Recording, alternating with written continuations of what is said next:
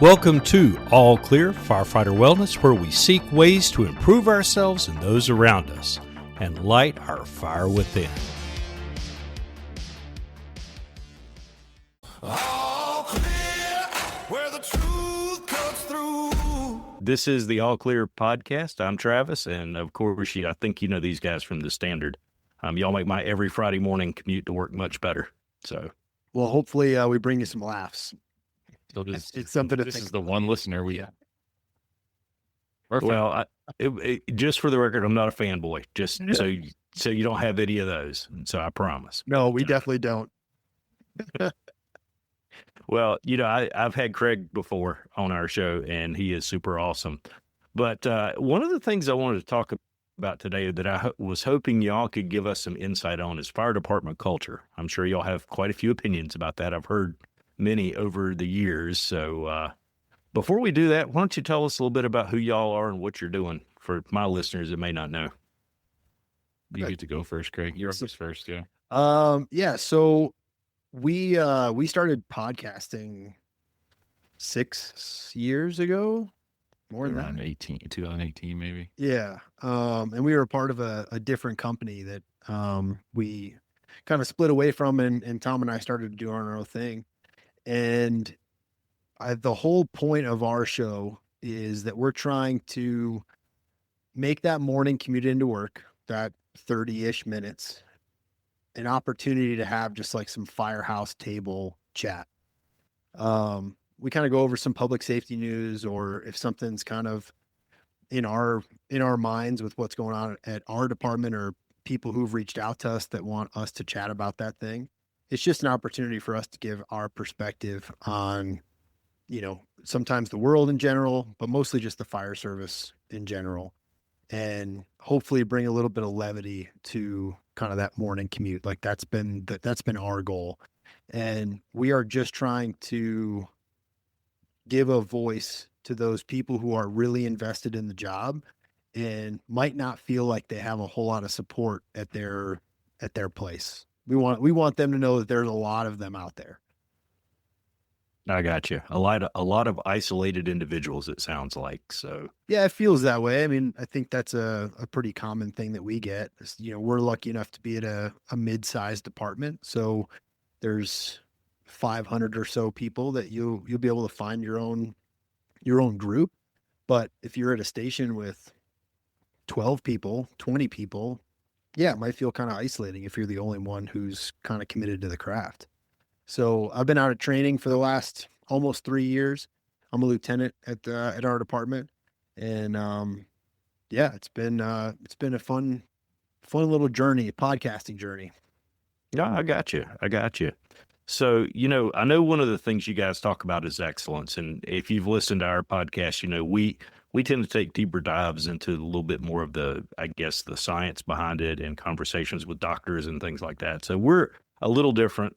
We're about as dry as a popcorn fart when it comes to humor these days. So, Trying to add some humor then. see, that's all I got. That's all I got. So yeah, we're the dumbest people you talk to. I We don't take ourselves too seriously. So No. Well, I try not to either, because I always feel like I can learn something from anybody. But I know you guys base a lot on what you call the standard. What would you say are some of the most what are the most non-negotiable points whenever we start talking about setting up a good culture in a fire department, whether it be huge or small? What's non-negotiable for you guys? I mean, I'm just thinking of what I would want to see in every member. And first thing that popped in my head was fitness. Second thing that popped into my head was just how you show up, how you're accountable to everybody else, like skill wise, I feel like you need to understand what your purpose is before you can start to figure out how you're going to go about fulfilling that. Right. So like, what are we doing here? Like, what is the purpose of us showing up to work every day, and then work backwards? So like, I think Tom hit it. How do you want to show up? Like, how do I want the fire department showing up in my house? Well, I want them to be intelligent. I want them to be really in shape. I want them to love the job. I want them to be professionals. Professional. That's the big word. Yeah. Like you need to get off the rig and know exactly what to do and be the best. That's what my family deserves. And so if that's kind of our ethos, then what do we need to do to get there? And I think that the standard is for us is that every time the air brake hits, professionals are there. And like And that, that starts with like no checkbox training. You know, there's no just sitting around the table and patting each other on the back of, oh yeah, we this was a great fire, we did great, or if we were on that, we would do it this way, and this is how it went. I mean, that's why we put the clock on everything we do, like objective feedback. So it's not any checkbox training. We just get the real feedback. This is what matters, and if it's not good enough, you make changes. And part of that is just surrounding yourself. Like the big part of culture, like I think culture starts in stations, to be honest. And the big part of culture is who's in your station, who are you surrounded by? You know, are you in a place that only the officer can speak and the new guy can't say a word, you know? Or are you in a place where you can sit around the kitchen table, everybody's fair game to get made fun of, everybody's fair game to, be in the training, and that person might fail, the captain might fail, but he's participating. The new guy might fail, but he's participating. Everybody's showing that they're there to work. I got you. So professionalism, it sounds like, is the key. well, I think it drives a lot of your decision making throughout the day, right? Gotcha. Like, is this thing that we're about to do getting us closer or farther away from our goal of being professionals? Now, that doesn't necessarily mean that you can't have fun and you can't blow it out a little bit every now and again, or have a day where we don't do as much. Sure. But if you've, the other 10 shifts that month, you guys have been getting after it towards the goal, then yeah, you can have those days. But I guess, like, would the citizens in our district appreciate what we're doing today? Right? Is it, we're going to sit in the chairs all day? Is it, we're completely taking fitness off the table for the day? Like, would they be proud of us for that? And if the answer is no, you probably shouldn't do that thing. Does that include running on a treadmill with no shirt on? I'm glad somebody's listening because, I mean, Sorry about somebody's that. got to call him out on that besides me because he needs to learn his lesson. I mean, that was like a perfect volleyball spike right there. That was perfect Yeah. setup. Sorry about that. No, it's, I own it. Yeah. Here's the thing. Here we go. Here's the thing, man. Yeah, it gets sensitive and it starts to hurt when you're wearing a cotton shirt and you're running for an extended period of time. So that's all it is. Sometimes you just have to endure the pain, the quote unquote pain you're talking about in certain situations, I know that now. Yeah. But I was just trying to prove I listened to y'all's show, and it's not just, I'm trying to find names. Well, in you've a got the most directory. important parts. yeah, it's been talked about enough. That's for sure. I've made a lot of silly mistakes in my career. That one right there might be the biggest. Well, I'm not going to tell you what I do that y'all talk about frequently. I'm going to just totally walk away from that one. Smart, because Tom has like an elephant memory. Get out of here. Well, so when you see firefighters engaged in whatever they're doing, especially today, how do you think they're letting down the standard? How are they, I guess, diluting the professionalism, the culture of the station, and maybe not even realize it? What do you think are some of the things that are damaging us? We'll return after these messages. Are you enjoying this podcast? If so, we have a small favor to ask. Subscribing and donating helps us to keep the show running and brings you even more great content. By subscribing, you'll never miss an episode. You'll be able to support what you love. Donations, no matter how small, can help us cover production costs, improve the quality of each episode, and generally keep the lights on. So hit that subscribe button, and if you can, consider making a donation. visit us at allclearpodcast.com to donate and catch up on past episodes and even read our blog. Thanks for listening and supporting our show.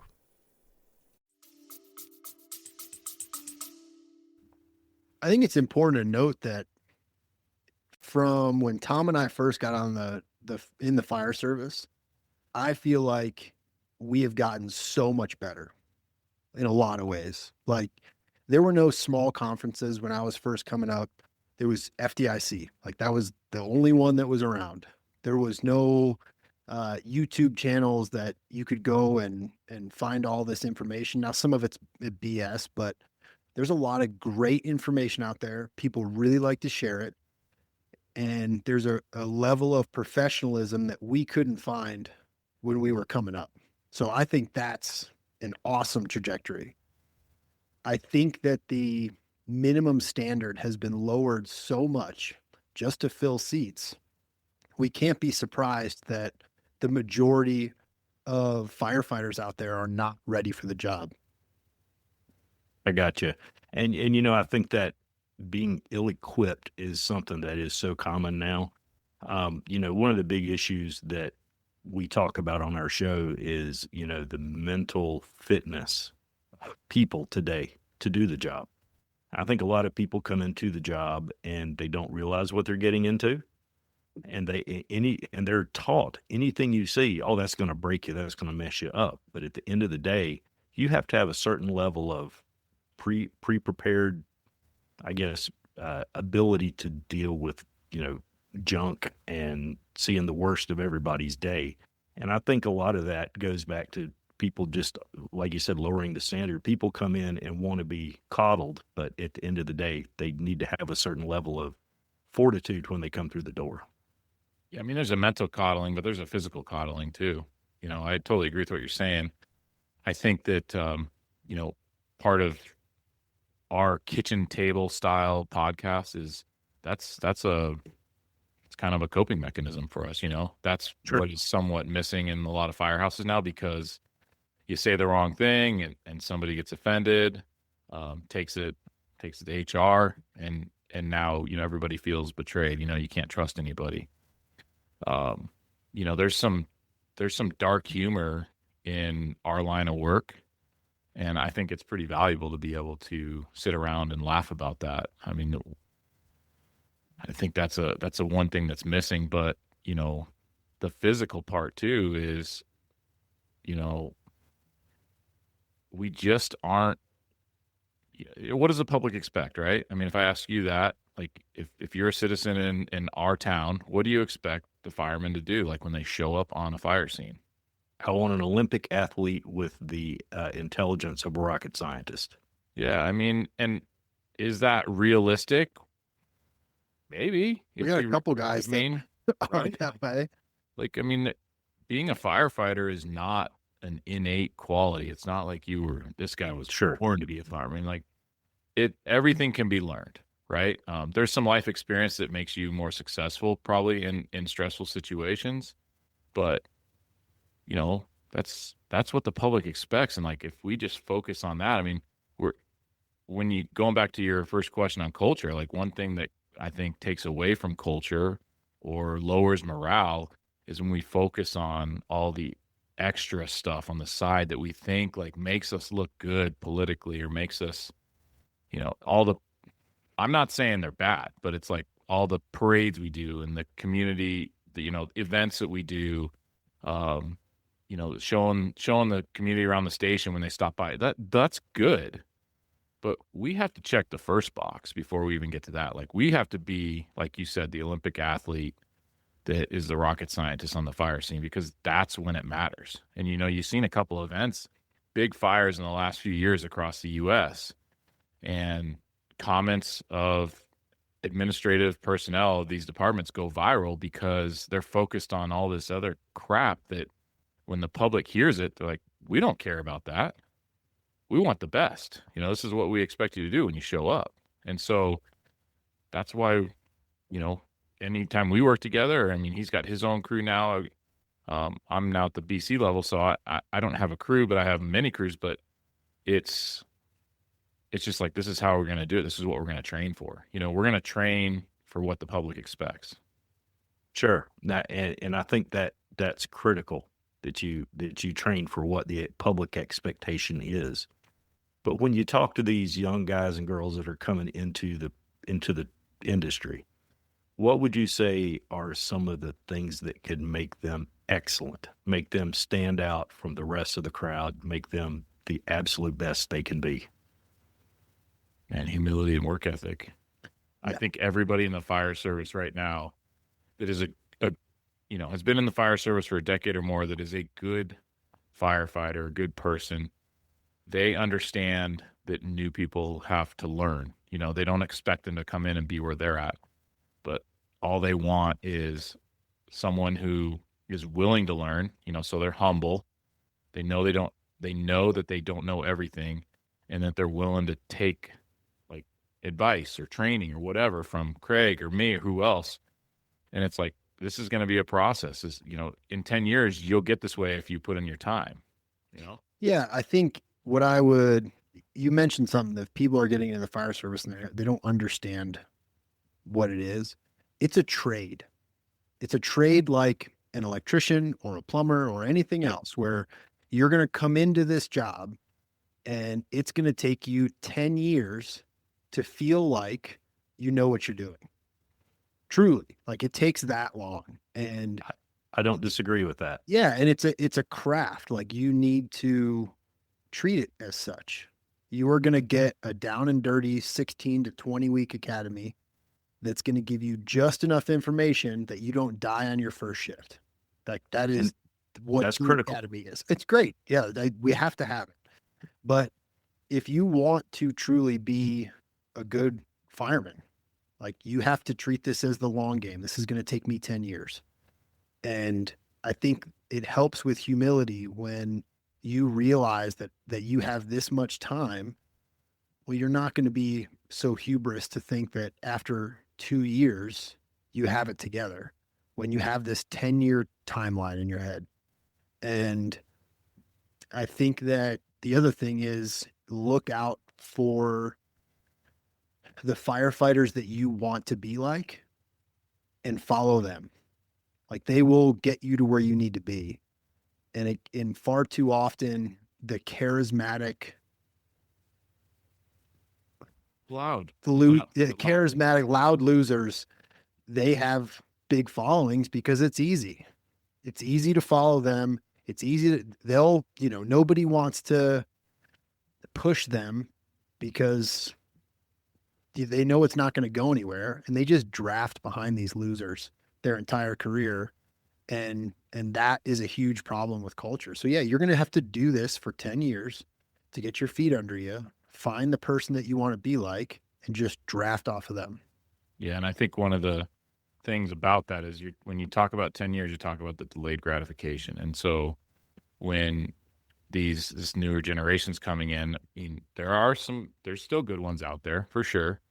But that is a big complaint, right? That you come in and, guys 2 years on, he's complaining about roving, or guys 2 years on, he's complaining that, somebody in the front seat's telling him what to do. We're complaining about senior. Why don't I get as many days off as that guy? And it's, you gotta learn your place. Yeah. I mean, that's how it is, and you go in any corporation, you have to promote, you work your way up, and, so you deal with that a little bit. I think that tears away from culture when loud people like that complain like that are allowed to kind of thrive, Gotcha. Hopefully if you have guys that'll just shut that down, then they either leave or they get in line and they learn, they mature, and then we're good. But if you let that go, it's going to tear apart the morale. I think you hit on something there that was, if you let them know. And from what I've seen as an academy instructor with pretty much all Gen Zers, they want to know the why behind stuff, as opposed to when we were coming in, I was like, oh, that's how you do it? Roger, I'm going to do it. When those complaints start happening, we, as the people who've been there for a while, we need to give them a reason that's not just this is your place. Just sit down, do what you're told. If you can say, hey, this is why this is happening, I've gotten really good feedback from that. And so it's not just a generational thing. It's our generation too of not giving them what they need, which is a reason. Our generation has a problem with actually getting out and doing it with them.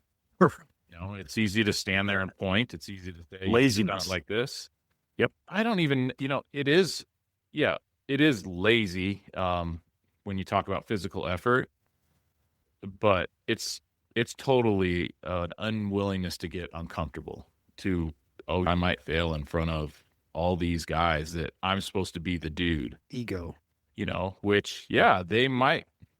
If you're failing every time you get in front of them, yeah, they're going to think like, what is this guy doing?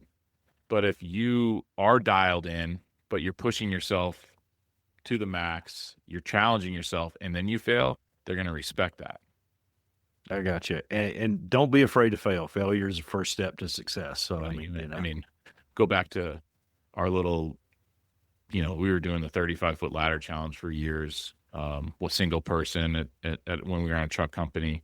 I mean, how many times did we fail? Hundreds. There's so many, but got successful at some point, and then, very few people want to even try, and very few people can do it. But then, you watch other people that see you do it, and so, like, for example, we worked with this kid at Station 6, and I mean, I'm 6'4", I'm like 220, so like a 35-foot ladder, long arms, like I've got leverage, I've got that advantage. Well, what happens to this guy when he's 5'8", and he's able to do it, because he sees Craig do it, he sees me do it, he sees other people just at least try it, and we fail at it, and it's like, hey man, the only way you're going to figure it out is if you fail at it, you keep trying, and he would get it, so that's just like a small example of what happens when top to bottom, whether it's in a station or a department, if you're willing to put yourself out there and like do it with the guys, you're going to get good results. I got you. And it's really good to see that, there are mentors like you guys, the ones that have been around a long time, that are willing to share the knowledge, because I've seen, not necessarily where I work professionally, but in my time in the fire service, I have seen guys that have suffered because the people over them have no interest in helping them excel. I think there's a certain amount of intimidation. Oh man, somebody's coming behind. It might be younger, faster, and quicker than me. What am I going to do? And I think there is a level of fear there that I've seen in other places. But it's good when we see people that are willing, like y'all, to teach. And I try to do the same thing with my guys. I try to, if I pick up something new, I try to share it with them. I try to show them something new that I've learned, and maybe help them make their job a little easier. I think the cheat code is you should always be putting yourselves in situations outside of the fire service where you're trying to learn something new. It gives you an appreciation for where those other people are at. And when you stop going out and trying new things and trying to get better at stuff, you kind of forget how awful it feels to be embarrassed in front of. But if you're doing that all of the time, picking up new hobbies or trying out new sports, public speaking, any of those things, Sure. you have to always be trying things that are uncomfortable, and it makes you a much better teacher. And then the other thing is, like, you have to have a mentor at all levels, because when you have a mentee coming to you asking for help, you know how they feel because you're constantly going to your mentor to ask them for help. And so, like, you need to be in the process with your people all the time.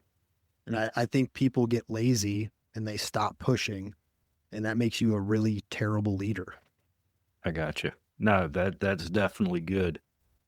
Good advice, and that is a good point of view.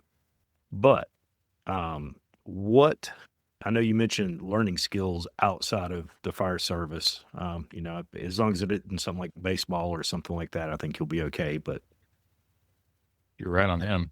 You ever seen this guy throw a ball? Yeah. Sorry, that was one. No, this is good. I like fighting for my back. Go ahead. No, but and that's like me and my son. He'll be 15 next year, and we're trying new experiences and trying to find new sports that work for him, that work for me, so that we can do things together. Awesome. And I don't think he has any desire to be in the fire service, but at least we can try to help him see that it's okay if you get messed up a little bit. It's okay if you get hurt. The scratch will be fine. Yeah. But what do you guys use to learn from outside of the fire service? Maybe 1 or 2 book titles that you guys utilize, maybe a website, a creator, I don't know, whatever. Other than the standard, what else can they look forward to be able to improve themselves? I mean, I like to read a lot, but you can only read so many books. I think it's more important to, and this, I'll just speak for myself, like going out and pushing myself physically, that is where I learn the most. And Gotcha. I think that, people are like, I do get this question like, hey, what book should I be reading? I'll always throw out Crucial Conversations. I think that is such a fantastic book, especially if you're getting into a leadership role and on how to have those tough conversations that everybody needs for growth. I think that's an awesome book. Any of the Ryan Holiday series, those are fantastic as well. But you need to do some soul searching on a regular basis to kind of recertify who you think you are. And so to me, that is the most important, is that Gotcha. you can have all the quotes in the world, but if you don't know who you really are, it's really hard to try and help somebody become who they want to be. You know what I'm saying? And I don't think you get that from a book or a podcast or anything. Like, you got to go out and just see what you're about. And I think that when you're trying to teach other people, what they're seeing is way more important than what they're hearing. I gotcha. Yeah, I mean, you got a 15-year-old kid, so you know how much he doesn't listen to anything you say, but now you look back 15 years later, and it's like, well, everything I do, he kind of mimics or he picks up on, That's what I've noticed. And it's the same thing in the fire service, right? That you can tell everybody, what you think your story is or what you think you want them to know, but they see what you do. And that's the label you're going to get. Yeah. And a funny story about my son, with, the holidays coming up, I'm going to be home for a few days and be with him. And I said, hey, I get to hang out with you for 5 days. He's like, oh God, no, anything but that, anything but that. It's like, awesome. I've done a fine job. But no. And like I said, it's about improvement, whether it be in the fire service or whatever. And, I really appreciate the work that you guys do at making people laugh and be good sports about the fire service and bringing some really great news to the table. Like I said, you guys make my Friday morning every week, most of the time. And I really do appreciate the opportunity to sit down and talk with you guys. So, Absolutely. So if people want to learn about the standard, where they're going to find you at? They can go to the-standard.us. That kind of gets you to all the things. We got some gear on there if they want to join the Patreon or follow us on Instagram. All those things are at your fingertips. I gotcha. And if anybody wants to learn more about us, allclearpodcast.com. You can buy our coffee. You can find some exclusive coffee mugs, t-shirts, all that cool stuff. And like I said, we always say on All Clear, light your fire within. And what do you guys say? What do we say? Wake, work, win. Wake, work, win. That's there you go. That's our motto. All right.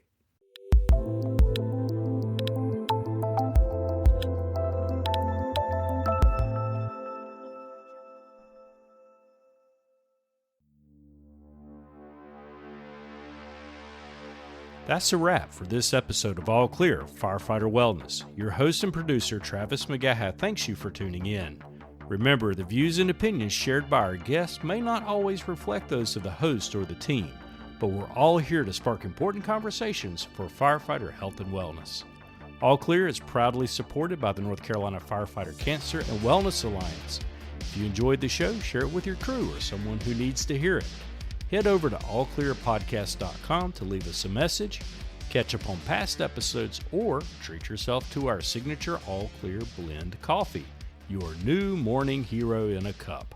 Thanks for listening, stay safe out there, and we'll catch you next time on All Clear Firefighter Wellness.